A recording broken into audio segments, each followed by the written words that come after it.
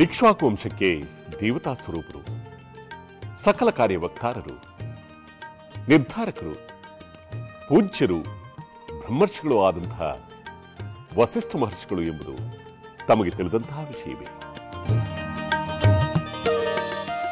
ವಿಶ್ವಾಮಿತ್ರರ ಅನುಜ್ಞೆಯನ್ನು ಪಡೆದು ನಮ್ಮ ವಂಶಾವಳಿಯನ್ನು ಯಥಾಕ್ರಮವಾಗಿ ವಸಿಷ್ಠ ಮಹರ್ಷಿಗಳು ಈಗ ಹೇಳುವರು.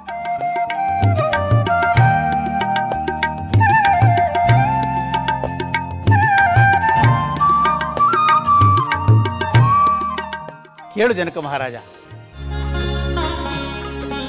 ಚತುರ್ಮುಖ ಬ್ರಹ್ಮನಿಗೆ ಪುತ್ರನಾಗಿ ಜನಿಸಿದವನು ಮರೀಚಿಯು. ಮರೀಚಿಯ ಪುತ್ರನು ಕಶ್ಯಪನು.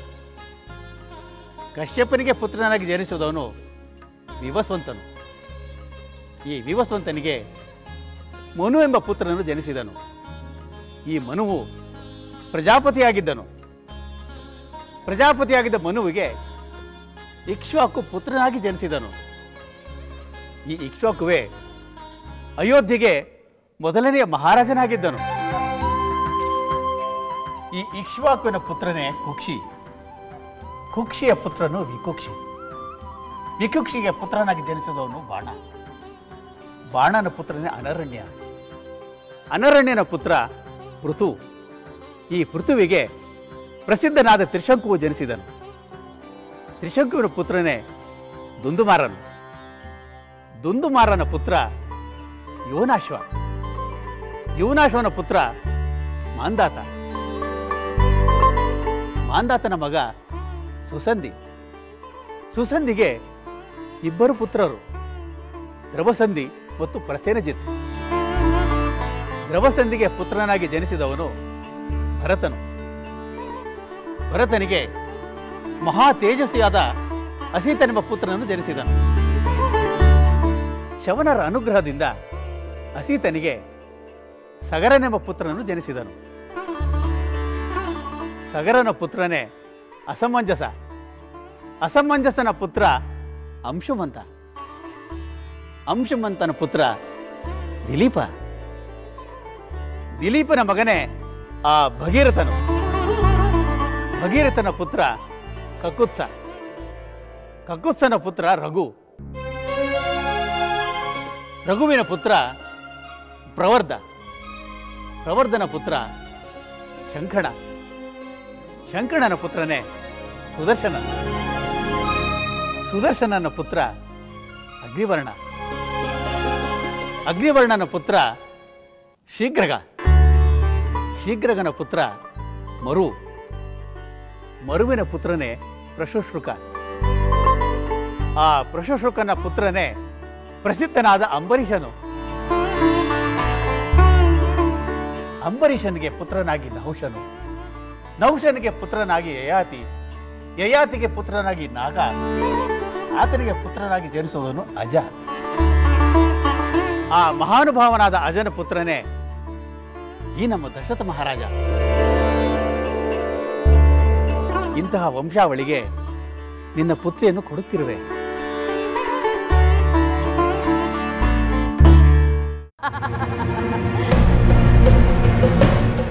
ಇಂತಹ ಆನಂದವೆಲ್ಲ ಅಶಾಶ್ವತ ಎಂದು ಈಗ ತಿಳಿಯಿದೆ ರಾವಣ.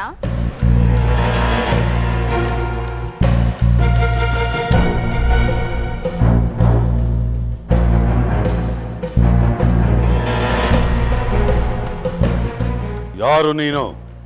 ನಾನು ಯಾರು ಎಂಬುದು ಸದ್ಯದಲ್ಲೇ ನಿನಗೆ ತಿಳಿಯುತ್ತದೆ. ಆದರೆ ಈಗ ನಾನು ಹೇಳುವುದನ್ನು ಸರಿಯಾಗಿ ತಿಳಿದುಕೋ.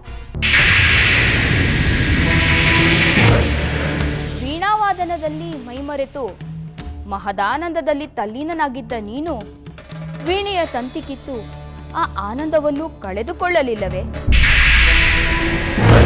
ಅದೇ ರೀತಿ ಮಹಾಭೋಗ ಭಾಗ್ಯಗಳನ್ನು ಅನುಭವಿಸುತ್ತಾ ಮೈಮರೆತರೆ ದೇಹವೆಂಬ ವೀಣೆಯ ನರನಾಡಿಗಳೆಂಬ ತಂತಿಯು ಕಿತ್ತು ದೇಹದಲ್ಲಿ ಶಕ್ತಿಯನ್ನು ಕಳೆದುಕೊಳ್ಳುತ್ತೀಯ. ಆಗ ಈ ಯಾವ ಭೋಗ ಭಾಗ್ಯಗಳನ್ನು ನೀನು ಅನುಭವಿಸುವುದಕ್ಕೆ ಸಾಧ್ಯವಾಗುವುದಿಲ್ಲ. ಸನ್ಯಾಸಿನಿ, ಈ ಗೊಡ್ಡು ವೇದಾಂತವನ್ನು ಯಾವುದಾದರೂ ಆ ಆಶ್ರಮದಲ್ಲಿ ಹೇಳು ಹೋಗು. ಲಂಕೇಶ್ವರನ ಅರಮನೆಗೆ ಅಪ್ಪಣೆ ಇಲ್ಲದೆ ಪ್ರವೇಶಿಸಿ ಅಪ್ರಯೋಜಕ ಮಾತುಗಳನ್ನಾಡುತ್ತಿರುವ ನಿನ್ನನ್ನು ಘೋರವಾಗಿ ದಂಡಿಸುತ್ತೇನೆ. ಸಾವಧಾನ ಅಗ್ರಜ, ಸಾವಧಾನ. ಈಕೆ ಹಿರಿಯಳು. ಸನ್ಯಾಸಿನಿ ಹೇಳ್ತಿರುವ ಮಾತುಗಳು ಕೂಡ ನಿನ್ನ ಶ್ರೇಯಸ್ಸಿಗೋಸ್ಕರ. ಆದ್ದರಿಂದ ಸನ್ಯಾಸಿನಿ ಹೇಳುವುದನ್ನು ಕೇಳುವುದು ಸೂಕ್ತ. ಸರಿಯಾಗಿ ಹೇಳಿದೆ. ನಿನ್ನ ಅಗ್ರಜ ತನ್ನ ದೇಹದಲ್ಲಿರುವ ಶಕ್ತಿಯನ್ನು ಕಳೆದುಕೊಳ್ಳುವುದೇ ಇಲ್ಲ, ತನಗೆ ಮುಪ್ಪೇ ಬರುವುದಿಲ್ಲ. ತಾನು ಅನಂತ ಕಾಲದವರೆಗೂ ಈ ದೇಹದಲ್ಲಿಯೇ ಭೋಗ ಭಾಗ್ಯಗಳನ್ನೆಲ್ಲ ಅನುಭವಿಸುತ್ತೇನೆ ಎಂಬ ಭ್ರಮೆಯಲ್ಲಿದ್ದಾನೆ. ಯಾವುದೇ ಕ್ಷಣದಲ್ಲಾದರೋ ಈ ವೀಣೆಯ ತಂತಿ ಕಿತ್ತು ಹೋದಂತೆ ತನ್ನ ದೇಹದಲ್ಲಿಯ ಶಕ್ತಿಯೂ ಹೋಗಬಹುದು ಎಂಬ ಅರಿವೇ ಇಲ್ಲ ಅವನಿಗೆ. ಹುಚ್ಚು ಮುದುಕಿ, ಸಾಕು ಮಾಡು ನಿನ್ನ ಅಸಂಬದ್ಧ ಪ್ರಲಾಪ. ಸತ್ಯ ಹೇಳಿದರೆ ಸಿಟ್ಟೇಕೆ ಸಹೋದರ? ಎಲ್ಲವೂ ನಶ್ವರ, ಶಾಶ್ವತ ಒಂದೇ ಈಶ್ವರ. ನಿನ್ನನ್ನು ಸ್ತ್ರೀ ಸನ್ಯಾಸಿನಿ ಎಂದು ಲೆಕ್ಕಿಸದೆ ಘೋರ ದಂಡನೆಯನ್ನು ನೀಡುತ್ತೇನೆ. ಓಹೋ, ಅಹುದೇ? ನನ್ನನ್ನೇ ನೀನು ದಂಡನೆಗೆ ಗುರಿಪಡಿಸುವೆ ಏನು? ಆ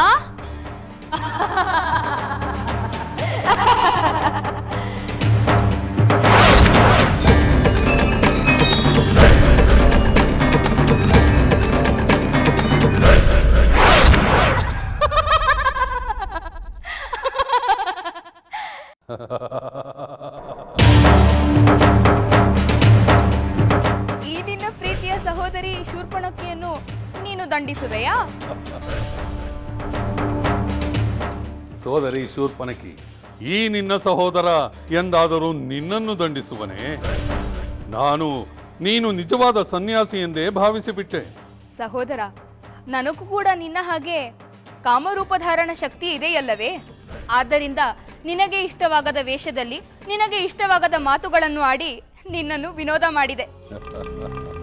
ಸೋದರಿ ಶೂರ್ಪಣಖಿ, ನೀನು ವಿನೋದವೆಂದು ಹೇಳಿದ ವಿಷಯ ಪರಮ ಸತ್ಯಗಳಮ್ಮ. ಅಯ್ಯೋ ಸಹೋದರ ವಿಭೀಷಣ, ನನಗೆ ಇಂಥ ಸತ್ಯಗಳಲ್ಲೆಲ್ಲ ಆಸಕ್ತಿ ಇಲ್ಲ.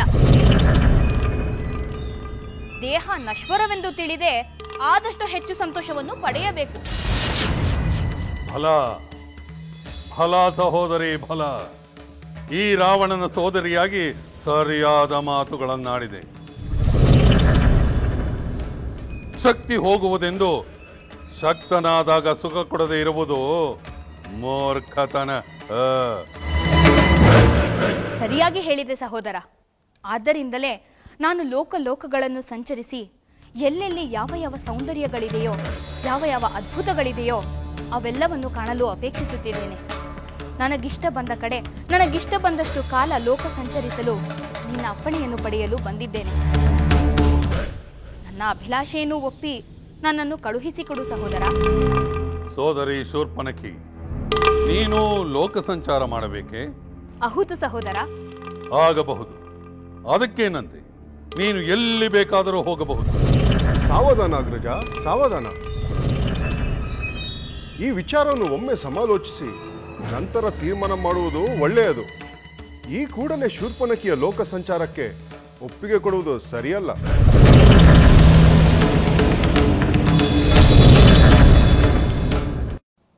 ಮುನಿಶ್ರೇಷ್ಠರಿಗೆ ಪ್ರಣಾಮ. ಸಭಾಸದರಿಗೆ ಮಂಗಳವಾಗಲಿ. ನಾನೀಗ ಹೇಳಲಿರುವ ವಂಶಾವಳಿಯನ್ನು ಕೇಳಿ. ಮುನಿಶ್ರೇಷ್ಠರೇ, ಕನ್ಯಾ ಪ್ರಧಾನ ಸಮಯದಲ್ಲಿ ಸತ್ಕುಲ ಪ್ರಸೂತನಾದವನು ತನ್ನ ವಂಶಾವಳಿಯನ್ನು ಹೇಳುವುದು ಸಂಪ್ರದಾಯವಾಗಿದೆ. ಅದರಂತೆ ನಾನೀಗ ಹೇಳಲಿರುವ ವಂಶಾವಳಿಯನ್ನು ಸಮಾಧಾನ ಚಿತ್ತರಾಗಿ ಕೇಳಿ. ತನ್ನ ಪರಮ ಧಾರ್ಮಿಕ ಕಾರ್ಯಗಳಿಂದಲೂ ಪ್ರಜಾ ಪರಿಪಾಲನೆಯಿಂದಲೂ 3 ಲೋಕಗಳಲ್ಲಿಯೂ ಅತ್ಯಂತ ಪ್ರಸಿದ್ಧನಾದವನು ಹಾಗೂ ಪರಾಕ್ರಮಿಯಾದ ನಿಮಿ ಎಂಬ ಚಕ್ರವರ್ತಿ. ಆ ನಿಮಿಗೆ ಮಿಥಿ ಎಂಬ ಪುತ್ರನಿದ್ದ. ಅವನಿಂದಲೇ ಈ ಮಿಥಿಲಾ ಪಟ್ಟಣವು ನಿರ್ಮಾಣವಾಯಿತು. ಆತನನ್ನು ಮೊದಲನೆಯ ಜನಕನೆಂದು ಎಲ್ಲರೂ ಕರೆಯುತ್ತಿದ್ದರು. ಆತನಿಗೆ ಉದಾವಸು ಎಂಬ ಪುತ್ರನಿದ್ದನು.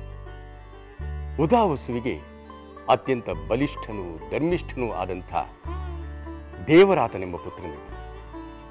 ಆತನಿಗೆ ಶಿವನಿಂದ ಧನಸ್ಸು ನೀಡಲ್ಪಟ್ಟಿತು. ದೇವರಾತನ ಪುತ್ರ ಬೃಹದ್ರಥ, ಬೃಹದ್ರಥನ ಪುತ್ರ ಮಹಾವೀರ, ಮಹಾವೀರನ ಪುತ್ರ ಸುಧೃತಿ, ಸುಧೃತಿಯ ಪುತ್ರ ದೃಷ್ಟಕೇತು, ದೃಷ್ಟಕೇತುವಿನ ಪುತ್ರ ಹರಿಯಶ್ವ, ಹರಿಯಶ್ವನ ಪುತ್ರ ಮರು, ಮರುವಿನ ಪುತ್ರ ಪ್ರತೀಂಧಕ, ಪ್ರತೀಂಧಕನ ಪುತ್ರ ಕೀರ್ತಿರಥ, ಕೀರ್ತಿರಥನ ಪುತ್ರ ದೇವಮೀಡ, ದೇವಮೀಡನ ಪುತ್ರ ವಿಬುಧ, ವಿಬುಧನ ಪುತ್ರ ಮಹೀಂದ್ರಕ, ಮಹೀಂದ್ರಕನ ಪುತ್ರ ಕೀರ್ತಿರಾತ. ಈ ಕೀರ್ತಿರಾತನಿಗೆ ಮಹಾರೋಮ ಹಾಗೂ ಹೃಸ್ವರೋಮರೆಂಬ ಇಬ್ಬರು ಪುತ್ರರು ಜನಿಸಿದರು. ಹೃಸ್ವರೋಮನಿಗೆ ನಾವಿಬ್ಬರು ಪುತ್ರರು, ಅದರಲ್ಲಿ ನಾನೇ ಹಿರಿಯವು. ವೀರನಾದ ಕುಶಧ್ವಜನು ನನ್ನ ಅನುಜ.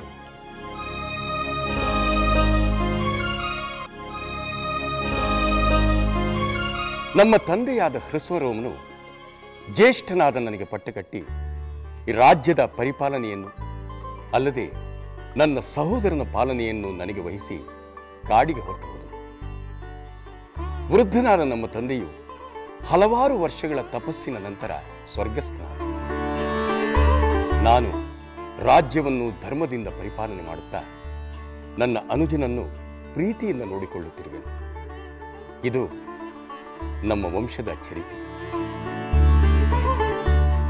ರಘುವಂಶದವರ ವಂಶಾವಳಿಯನ್ನು ಕೇಳಿ ಪರಮ ಪ್ರೀತನಾಗಿರುವ ನಾನು ನನ್ನ ಇಬ್ಬರು ಪುತ್ರಿಯರನ್ನು ರಾಮಲಕ್ಷ್ಮಣರೊಂದಿಗೆ ವಿವಾಹಾರ್ಥವಾಗಿ ತಮಗೆ ಒಪ್ಪಿಸುತ್ತೇನೆ.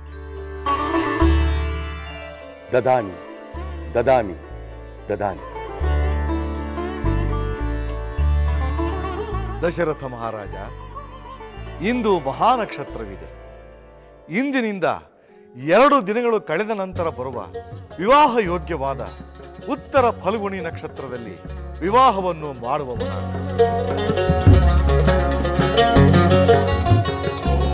ರಾಮ ಲಕ್ಷ್ಮಣರ ಸಲುವಾಗಿ ಅವರ ಸುಖೋದಯಕ್ಕೆ ಕಾರಣವಾದ ಗೋದಾನ, ಭೂದಾನಾದಿ ದಾನಗಳನ್ನು ಮಾಡುವವನ.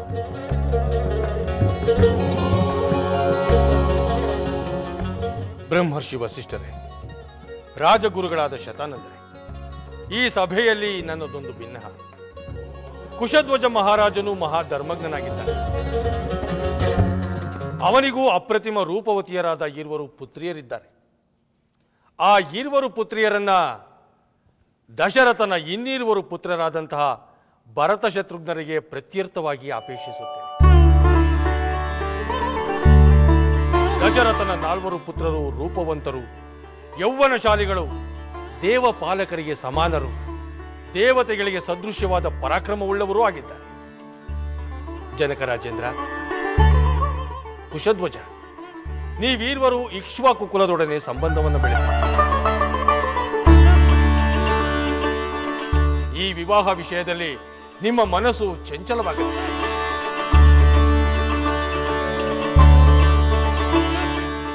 ಉತ್ತಮೋತ್ತಮವಾದ ಇಕ್ಷ್ವಾಕು ವಂಶದೊಡನೆ ನಾವು ಮಾಡುವ ಸಂಬಂಧವು ಅನುರೂಪವಾಗಿರುವುದೆಂದು ಮಹಾಮಹಿಮರಾದ ತಾವುಗಳು ಆಜ್ಞಾಪಿಸಿದ ಮೇಲೆ ನಿಶ್ಚಯವಾಗಿಯೂ ನಮ್ಮ ಕುಲವು ಧನ್ಯವಾಯಿತೆಂದು ನಾವು ತಿಳಿಯುತ್ತೇವೆ. ಮಹಾಮಹಿಮರೇ, ಸಕಲವು ತಮ್ಮಿಚ್ಛೆ ಇದ್ದಂತೆ ಆಗಲಿ. ನಮ್ಮ ಕುಶಧ್ವಜನ ಪುತ್ರಿಯರಿಬ್ಬರು ಯಾವಾಗಲೂ ಜೊತೆಯಲ್ಲೇ ಇರುವ ಭರತ ಶತ್ರುಘ್ನರೊಡನೆ ವಿವಾಹವಾಗಿ ಅವರನ್ನು ಸೇವಿಸಿದರು. ಮಹಾತ್ಮರೇ, ಮಹಾಬಲರಾದ 4 ರಾಜಪುತ್ರರು ನಮ್ಮ 4 ಪುತ್ರಿಯರೊಂದಿಗೆ ಒಂದೇ ದಿನದಲ್ಲಿ ಪಾಣಿಗ್ರಹ ಮಾಡಿಕೊಳ್ಳಲಿ ಎಂಬುದೇ ನಮ್ಮೆಲ್ಲರ ಪ್ರಾರ್ಥನೆ. ಶುಭಮಸ್ತು.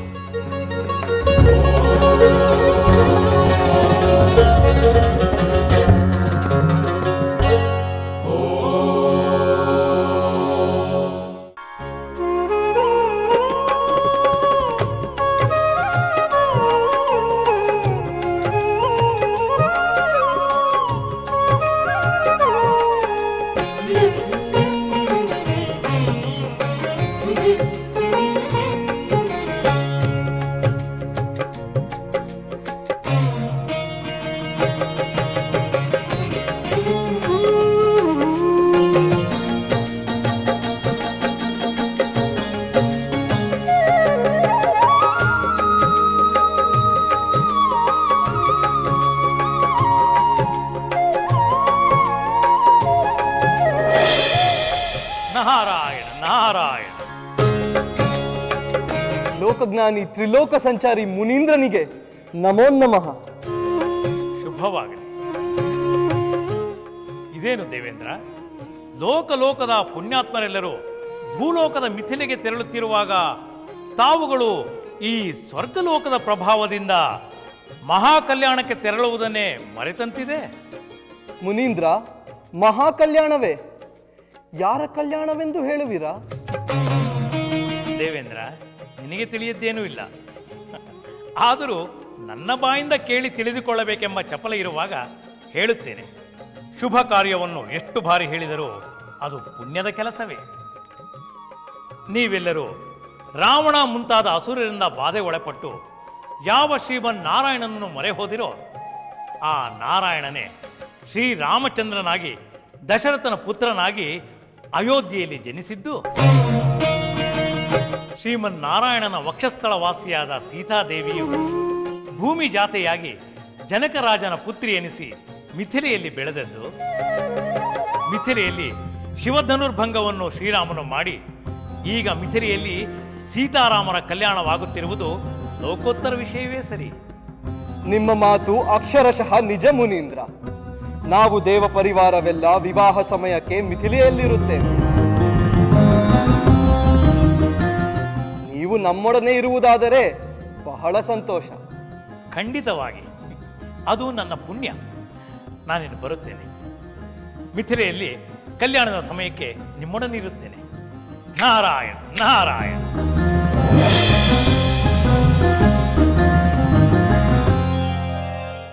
ಕುಶಧ್ವಜ, ಪರಸ್ಪರ ವಂಶಾವಳಿಯನ್ನು ಹೇಳುವ ಸಂದರ್ಭದಲ್ಲಿ ಪೂಜ್ಯ ವಿಶ್ವಾಮಿತ್ರರು ನೀಡಿದ ಸಲಹೆ ನನಗೆ ಅತ್ಯಂತ ಸಮಂಜಸವೆನಿಸಿತು. ಅದಕ್ಕಾಗಿ ಒಪ್ಪಿಗೆ ನೀಡಿದೆ. ನಿನಗೇನನ್ನಿಸಿತು? ಅಗ್ರಜ, ಆ ಅನಿರೀಕ್ಷಿತದಿಂದ ಆದ ಆನಂದವನ್ನು ಹೇಗೆ ವರ್ಣಿಸಬೇಕು ಎಂದೇ ನನಗೆ ತಿಳಿಯಲಿಲ್ಲ. ಅವರ ವಂಶಾವಳಿಯನ್ನು ಕೇಳಿ ದಿಲೀಪ, ಭಗೀರಥ, ಹರಿಶ್ಚಂದ್ರ, ಭರತರಂತವರು ಅವರ ಪೂರ್ವಜರು ಎಂದ ಮೇಲೆ ಅಂತಹ ಕುಲಕ್ಕೆ ಸೀತೆ ಊರ್ಮಿಳೆಯನ್ನು ಕಲ್ಯಾಣ ಮಾಡುತ್ತಿರುವ ನಿನ್ನ ಭಾಗ್ಯವೇ ಭಾಗ್ಯ ಎಂದುಕೊಂಡಿದ್ದೆ. ಆದರೆ ಈಗ ಆ ಭಾಗ್ಯ ನನಗೆ ಸಿಕ್ಕಿದ್ದು ಪೂರ್ವಾರ್ಜಿತ ಪುಣ್ಯ. ನಮ್ಮ 4 ಪುತ್ರಿಯರು ಬಾಲ್ಯದಿಂದಲೂ ಅತ್ಯಂತ ಅನ್ಯೋನ್ಯತೆಯಿಂದ ಬೆಳೆದವರು. ಈಗ ಅವರೆಲ್ಲರೂ ಒಂದೇ ಕುಲಕ್ಕೆ ಸೇರುತ್ತಿರುವುದು ಅವರ ಪರಮ ಭಾಗ್ಯ. ಹೌದು, ತಮ್ಮನ್ನು ದೂರ ಮಾಡುವ ಹಾಗಿದ್ದರೆ ಅಂತಹ ವಿವಾಹವೇ ಬೇಡ ಎನ್ನುತ್ತಿದ್ದರು. ಇಂದು ತಾವೆಲ್ಲ ಒಂದೇ ಕಡೆ ಇರಲು ಅಂತಹ ವಿವಾಹವೇ ಕಾರಣವೆಂದು ತಿಳಿದು ಎಷ್ಟು ಹಿಗ್ಗುವರೋ. ಆಹಾ, ಇಂತಹ ಭಾಗ್ಯ ನಮಗೆ ಬರುತ್ತದೆ ಎಂದು ನಾನು ಖಂಡಿತ ಊಹಿಸಿರಲಿಲ್ಲ. ಹೌದು ಸಹೋದರಿ, ಸೀತೆಯ ಮದುವೆ ನಿಶ್ಚಯವಾದಾಗ ನಾವೆಲ್ಲರೂ ಸೀತೆಯಿಂದ ದೂರವಾಗುತ್ತೇವೆ ಎಂದು ಚಿಂತಿಸುತ್ತಿದ್ದೆವು. ಸೀತೆ ಸೇರುವ ಮನೆಗೆ ಊರ್ಮಿಳಾ ಕೂಡ ಸೇರುತ್ತಿದ್ದಾಳೆ ಎಂದಾಗ ಅವಳ ಭಾಗ್ಯಕ್ಕೆ ಸಂತೋಷಪಟ್ಟೆವು. ಆದರೀಗ ಆ ಭಾಗ್ಯ ನಮಗೂ ಒದಗಿದ್ದು ಆ ಸ್ವರ್ಗವೇ ಕೈಗೆಟಗಿದಷ್ಟು ಸಂತಸ ಉಂಟು ಮಾಡುತ್ತಿದೆ. ಮಾಂಡವಿ, ಶ್ರುತಕೀರ್ತಿ, ನಿಮಗಾಗುತ್ತಿರುವಷ್ಟೇ ಸಂತೋಷ ನಮಗೂ ಆಗುತ್ತಿದೆ. ಪರಸ್ಪರ ಪ್ರೇಮ, ನಮ್ಮ ವಾತ್ಸಲ್ಯವನ್ನು ಕಂಡು ಆ ದೇವರು ನಾವೆಲ್ಲ ಒಟ್ಟಾಗಿರುವ ಭಾಗ್ಯವನ್ನು ಕರುಣಿಸಿದ್ದಾನೆ. ಹೌದು ಸೀತೆ, ನಿನ್ನಂಥ ಸಹೋದರಿಯಿಂದ ದೂರವಿರಲು ಸಾಧ್ಯವಿಲ್ಲವೆಂದೇ ನಮ್ಮ ಪೂಜೆ ಫಲ ನೀಡಿದೆ. ಮಿಥಿಲೆಯಲ್ಲಿ ಆಡಿ ಬೆಳೆದೆವು, ಅಯೋಧ್ಯೆಯಲ್ಲಿ ಬಾಳಿ ಬೆಳಗುವೆವು.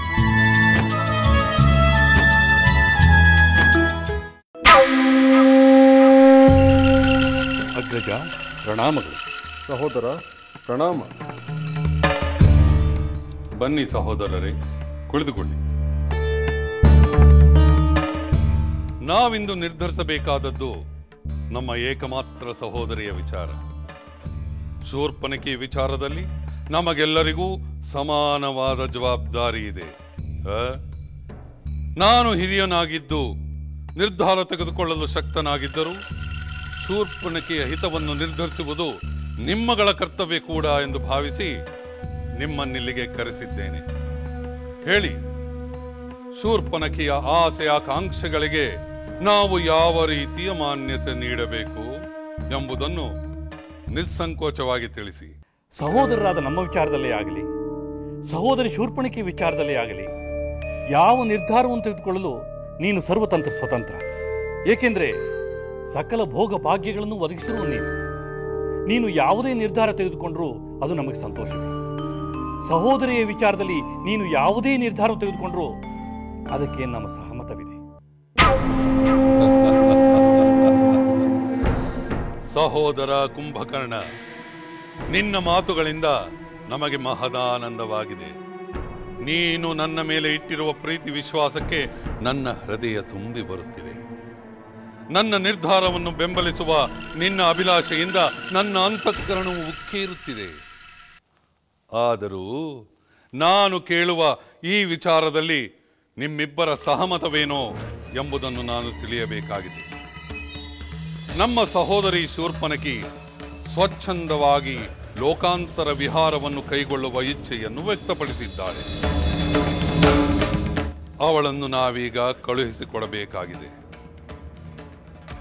ನಾನೊಬ್ಬನೇ ನಿಮ್ಮನ್ನು ಕೇಳದೆ ಕಳುಹಿಸಿಕೊಟ್ಟು ಮುಂದೇನಾದರೂ ಅಪಾಯವಾಯಿತೆಂಬ ಆಪಾದನೆಯನ್ನು ನಿಮ್ಮಿಂದ ಕೇಳಲು ನಾನು ಇಚ್ಛಿಸುವುದಿಲ್ಲ. ನಿಮ್ಮ ಒಪ್ಪಿಗೆಯು ಮುಖ್ಯವೆಂದು ನಾನು ಭಾವಿಸುತ್ತೇನೆ. ಸೋದರ ಕುಂಭಕರ್ಣ, ನನ್ನ ನಿರ್ಧಾರವೇ ಅವನ ನಿರ್ಧಾರವೆಂದು ಹೇಳಿ ಆಯಿತು. ವಿಭೀಷಣ, ನಿನ್ನ ನಿರ್ಧಾರವೇನು? ವಿಭೀಷಣ, ನಿನ್ನ ನಿರ್ಧಾರವೇನು? ಸಹೋದರ, ತಂದೆಯ ನಂತರ ಹೆಣ್ಣು ಮಗಳ ಸುರಕ್ಷತೆ, ವಿವಾಹ ಎಲ್ಲವೂ ಸಹೋದರರು ನೆರವೇರಿಸಬೇಕಾದ ಜವಾಬ್ದಾರಿ. ಸಹೋದರಿ ಪ್ರಾಪ್ತ ವಯಸ್ಕಳಾದೊಡನೆ ಅವಳಿಗೆ ವಿವಾಹವನ್ನು ಮಾಡುವುದು ಸಹೋದರರಾದ ನಮ್ಮ ಆದ್ಯ ಕರ್ತವ್ಯ. ಆದ್ದರಿಂದ ನಮ್ಮ ಸಹೋದರಿಯನ್ನು ಒಂಟಿಯಾಗಿ ಲೋಕಾಂತರ ಪ್ರವಾಸಕ್ಕೆ ಕಳುಹಿಸುವುದಕ್ಕೆ ಬದಲಾಗಿ ವಿವಾಹವನ್ನು ನೆರವೇರಿಸಿ ಅವಳು ತನ್ನ ಪತಿಯೊಂದಿಗೆ ಲೋಕಗಳನ್ನು ಸಂಚರಿಸಲು ನಾವೇ ಸಹಾಯ ಮಾಡುವುದು ಸೂಕ್ತ ಎಂದು ನನ್ನ ಅಭಿಪ್ರಾಯ. ಸಹೋದರ ವಿಭೀಷಣ, ಸಹೋದರಿಯ ವಿವಾಹವನ್ನು ನೆರವೇರಿಸಬೇಕೆಂಬ ನಿನ್ನ ಮಾತನ್ನು ನಾನು ಒಪ್ಪುತ್ತೇನೆ. ನನ್ನ ಸಹೋದರಿಯು ಎಂದು ವಿವಾಹವನ್ನು ಬಯಸುತ್ತಾಳೋ ಅಂದು ವಿವಾಹ ಮಾಡುವುದು ಸರಿ. ಆದರೆ ಅವಳೀಗ ವಿವಾಹವನ್ನು ಬಯಸುತ್ತಿಲ್ಲ, ಲೋಕ ಸಂಚಾರವನ್ನು ಬಯಸುತ್ತಿದ್ದಾಳೆ. ಸದ್ಯಕ್ಕೆ ವಿವಾಹದ ಯೋಚನೆಯನ್ನು ಬಿಟ್ಟು ಅವಳು ಲೋಕ ಸಂಚಾರಕ್ಕೆ ಹೋಗಬೇಕೇ ಬೇಡವೇ ಎಂಬುದನ್ನು ನಿರ್ಧರಿಸಿ. ಹೌದು ಅಗ್ರಜ, ನೀನು ಹೇಳುವುದು ಸರಿ. ನಮ್ಮ ಸಹೋದರಿ ಏನನ್ನು ಬಯಸುತ್ತಾಳೋ ಅದನ್ನು ನಡೆಸುವುದು ನಮ್ಮ ಕರ್ತವ್ಯ. ಅವಳು ಲೋಕ ಸಂಚಾರಕ್ಕೆ ಹೋಗಲಿ, ಅವಳು ವಿವಾಹವಾಗುತ್ತೇನೆಂದರೆ ವಿವಾಹವಾಗಲಿ. ಸರಿಯಾಗಿ ಹೇಳಿದೆ ಕುಂಭಕರ್ಣ. ನನಗೂ ಅದೇ ಸರಿ ಅನಿಸುತ್ತಿದೆ. ನಾವು ವಿವಾಹಕ್ಕೆ ಮುನ್ನ ತಪಶಕ್ತಿಯನ್ನು ಪಡೆದು ಲೋಕಗಳನ್ನು ಸುತ್ತಿ ಗೆದ್ದವರಲ್ಲವೇ? ಆ ಲೋಕ ಸಂಚಾರದ ಆನಂದವನ್ನು ನಮ್ಮ ಸಹೋದರಿಯು ಪಡೆಯಬಾರದೇಕೆ? ಪಡೆಯಲಿ, ನಂತರ ವಿವಾಹವಾಗಲಿ. ಸಹೋದರ, ನಮ್ಮೊಂದಿಗೆ ಸೋದರಿಯನ್ನು ಹೋಲಿಕೆ ಮಾಡುವುದು ಸರಿಯಲ್ಲ. ನಮ್ಮ ಉದ್ದೇಶ, ಶಕ್ತಿಗಳೇ ಬೇರೆ. ವಿಭೀಷಣ, ನಮ್ಮ ಸಹೋದರಿಯ ಶಕ್ತಿ ಸಾಮರ್ಥ್ಯಗಳನ್ನು ಅನುಮಾನಿಸುವುದು ತಪ್ಪು. ಅವಳು ಹೆಣ್ಣು, ಅವಿವಾಹಿತಳಾಗಿ ಲೋಕ ಸಂಚಾರಕ್ಕೆ ಹೊರಟ್ರೆ ಅಪಾಯವನ್ನು ಆಹ್ವಾನಿಸುತ್ತಾಳೆ ಎಂಬ ಆತಂಕ ಬೇಡ. ನನ್ನ ಸಹೋದರಿಯಾಗಿ ಅವಳು ಎಂತಹ ಶತ್ರುವನ್ನು ಎದುರಿಸುವ ಶಕ್ತಿಯನ್ನು ಪಡೆದಿದ್ದಾಳೆ. ಅದು ಅಲ್ಲದೆ ಶೂರ್ಪನಖಿ ಈ ರಾವಣನ ಸಹೋದರಿ ಎಂದು ತಿಳಿದೊಡನೆ ವೀರಾದಿ ವೀರರೆಲ್ಲ ತಲೆ ತಗ್ಗಿಸಿ ವಂದಿಸುತ್ತಾರೆಯೇ ಹೊರತು ತೊಂದರೆ ಕೊಡಲು ಸಾಧ್ಯವೇ ಇಲ್ಲ. ನಮ್ಮ ಸಹೋದರಿಯ ಲೋಕ ಸಂಚಾರ ನೆರವೇರಲಿ. ಭಲೆ ಅಗ್ರಜ, ಭಲೆ. ನೀನು ಹೇಳಿದಂತೆಯೇ ಆಗಲಿ. ಮೂವರಲ್ಲಿ ಇಬ್ಬರ ತೀರ್ಮಾನ ಒಂದೇ ಆದರೆ ಅದೇ ಬಹುಮತ. ಹಾಗೆಯೇ ಆಗಲಿ.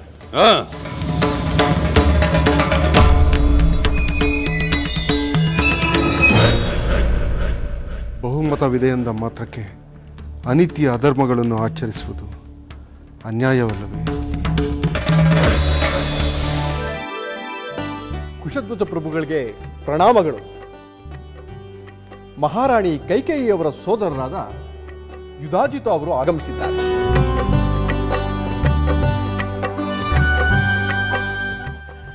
ತಮ್ಮ ಆಗಮನ ನಮಗೆ ಅತ್ಯಂತ ಆನಂದವನ್ನು ಉಂಟು ಮಾಡಿದೆ. ನಾನು ಕ್ಷೀರಧ್ವಜ ಜನಕ ಮಹಾರಾಜರ ಸೋದರ ಕುಶಧ್ವಜ. ನನ್ನ ಮಕ್ಕಳಾದ ಮಾಂಡವಿ ಶ್ರುತಕೀರ್ತಿಯರು ಭರತ ಶತ್ರುಘ್ನರನ್ನು ವಿವಾಹವಾಗುತ್ತಿದ್ದಾರೆ. ನನ್ನ ಅಣ್ಣನ ಮಕ್ಕಳಾದ ಸೀತೆ ಊರ್ಮಿಳೆಯರು ರಾಮಲಕ್ಷ್ಮಣರನ್ನು ವಿವಾಹವಾಗುತ್ತಿದ್ದಾರೆ. ಭರತನ ಸೋದರ ಮಾವಂದಿರಾದ ತಾವು ಈ ವಿವಾಹದಲ್ಲಿ ಸಂಭ್ರಮದಿಂದ ಭಾಗವಹಿಸಿ ನಮಗೆಲ್ಲ ಆನಂದವನ್ನು ಉಂಟು ಮಾಡಬೇಕೆಂದು ಕೋರುತ್ತೇನೆ. ಕುಶಧ್ವಜ ಪ್ರಭುಗಳೇ, ಈ ವಿವಾಹ ಸಮಾರಂಭ ನಮಗೆ ಅನಿರೀಕ್ಷಿತವಾದರೂ ನಮಗೆ ಆನಂದವನ್ನುಂಟು ಮಾಡಿದೆ. ಈ ವಿಷಯವನ್ನು ನಾವು ಅಯೋಧ್ಯೆಯಲ್ಲಿ ತಿಳಿದು ಇಲ್ಲಿಗೆ ಧಾವಿಸಿ ಬಂದೆವು. ಸರಿಯಾದ ಸಮಯಕ್ಕೆ ನಾನು ಇಲ್ಲಿಗೆ ಬಂದೆನೆಂದು ಸಂತೋಷವಾಗುತ್ತಿದೆ. ನಾನು ಇಲ್ಲಿಗೆ ಬಂದಿರುವ ವಿಚಾರ ತಿಳಿದರೆ ನನ್ನ ಸೋದರಿ ಕೈಕೆ, ಭಾವ ದಶರಥ, ಸೋದರಳಿಯ ಭರತ ಇವರೆಲ್ಲರೂ ಆನಂದ ಪಡುತ್ತಾರೆ. ನಾನು ಈಗಲೇ ಅವರನ್ನು ಕಾಣಬೇಕು. ಅಗತ್ಯವಾಗಿ. ಅಮಾತ್ಯರೇ, ಯುಧಾಜಿತು ಪ್ರಭುವನ್ನು ದಶರಥ ಮಹಾರಾಜರಿರುವಲ್ಲಿಗೆ ಕರೆದುಕೊಂಡು ಹೋಗಿ. ಅಪ್ಪಣೆ ಪ್ರಭು. ಭಾವನವರಿಗೆ ಅನಂತ ವಂದನೆಗಳು. ಯುಧಾಜಿತು,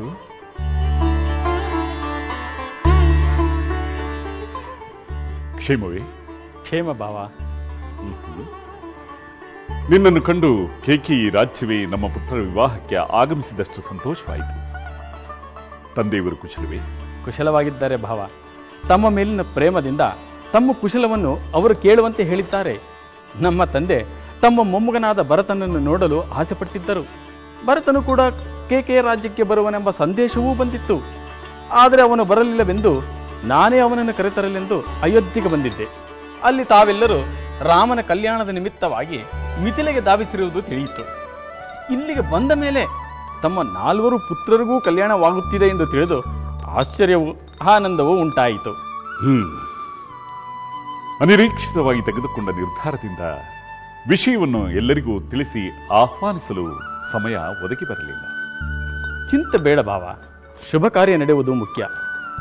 ನಾನು ನನ್ನ ಸೋದರಿಯನ್ನು ಭರತನನ್ನು ಕಾಣಲು ಅಪೇಕ್ಷೆ ಪಡುತ್ತೇನೆ. ಹಾಗೆಯೇ ಆಗಲಿ. ಎಲ್ಲರೂ ಸಂಭ್ರಮದಿಂದಿದ್ದಾರೆ. ನಮ್ಮ ಪರಿವಾರವೆಲ್ಲವೂ ಇಲ್ಲಿಯೇ ಉಳಿದುಕೊಂಡಿದ್ದಾರೆ. ನಿನ್ನನ್ನು ಕಂಡರೆ ಅವರಿಗೆ ಮಹದಾನಂದವಾಗುತ್ತದೆ. ಹೋಗಿ ನೋಡು. ಅಪ್ಪಣೆ ಭಾವ. ಮಂಗಳವಾಗಿ.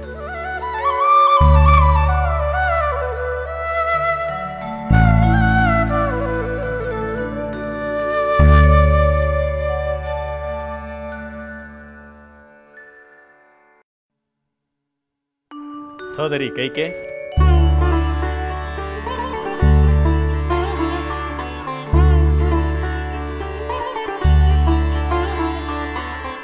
ನಿನ್ನ ಪುತ್ರನ ಕಲ್ಯಾಣವನ್ನು ಈ ನಿನ್ನ ಸೋದರನಿಗೂ ತಿಳಿಸದೆ ನಿಶ್ಚಯಿಸಿಬಿಟ್ಟೆಯಾ? ದಯಮಾಡಿ ನನ್ನನ್ನು ಕ್ಷಮಿಸಬೇಕು. ಭರತನ ವಿವಾಹ ನಾವೆಲ್ಲರೂ ಇಲ್ಲಿಗೆ ಬಂದ ಮೇಲೆಯೇ ನಿಶ್ಚಯವಾಗಿತ್ತು. ನನ್ನ ತವರವರು ಯಾರೂ ನನ್ನ ಪುತ್ರನ ವಿವಾಹಕ್ಕೆ ಬರಲಿಲ್ಲವೆಂದು ನನಗೆ ಚಿಂತೆಯಾಗಿತ್ತು. ಆದರೆ ನಿನ್ನ ಈ ಬರುವಿಕೆಯಿಂದ ಆ ಚಿಂತೆ ದೂರವಾಯಿತು.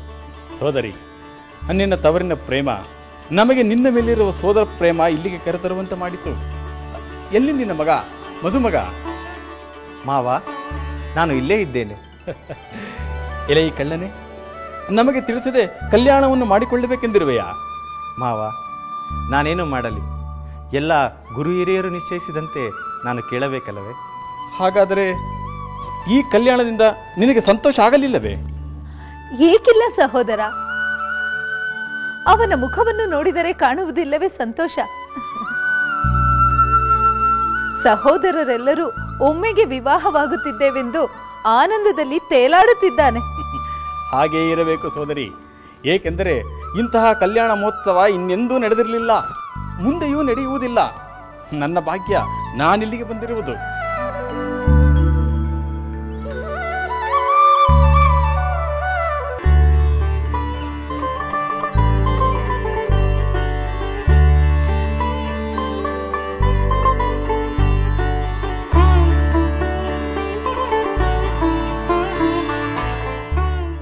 ಮಹರ್ಷಿಗಳಿಗೆ ಪ್ರಣಾಮಗಳು.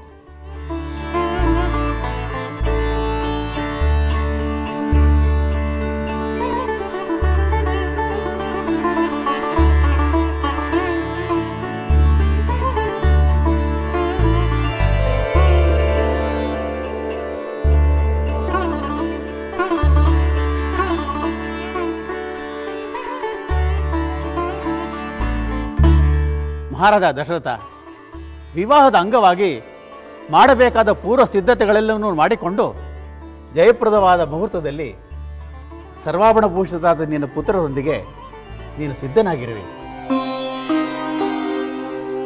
ಇನ್ನು ಜನಕರಾಜನಿಗೆ ಕನ್ಯಾದ್ರತಾದ ಅವನನ್ನು ನೋಡಲು ತಾವು ಸಿದ್ಧರಿದ್ದೀರಿ ಎಂದು ತಿಳಿಸಿದ್ದಾಗಿದೆ. ಹಾಗೇ ಆಗಲಿ ಮಹರ್ಷಿಗಳು. ನಾವೀಗ ಕಲ್ಯಾಣ ಮಂಟಪಕ್ಕೆ ತೆರಳಲು ಸಿದ್ಧರಾಗಿ ಬರುತ್ತೇವೆ.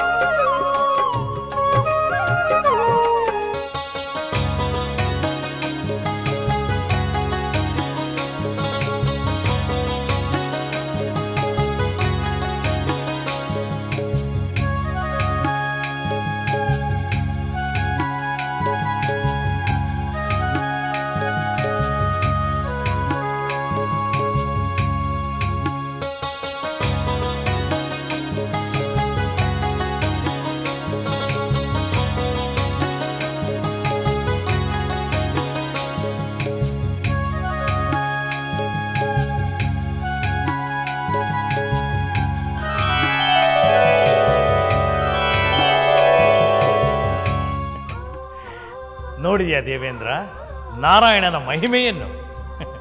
ಹರಿಯಾಗಿ ಲಕ್ಷ್ಮಿಯನ್ನು, ಸೂರ್ಯನಾರಾಯಣನಾಗಿ ಪದ್ಮಳನ್ನು, ಪರಶುರಾಮನಾಗಿ ಧರಣಿಯನ್ನು, ಈಗ ರಾಮಚಂದ್ರನಾಗಿ ಜಾನಕಿಯನ್ನು ಪಡೆಯುವ ದೃಶ್ಯ. ಆಹಾ ಆಹಾ, ಎಂತಹ ಮಹದಾನಂದದ ಸನ್ನಿವೇಶ! ಲೋಕ ಕಲ್ಯಾಣಕ್ಕಾಗಿ ಸೀತಾರಾಮರ ಕಲ್ಯಾಣ. ಆಹಾ, ಇದು ಶುಭ ಕಲ್ಯಾಣ, ಶುಭ ಕಲ್ಯಾಣ, ಶುಭ ಕಲ್ಯಾಣ.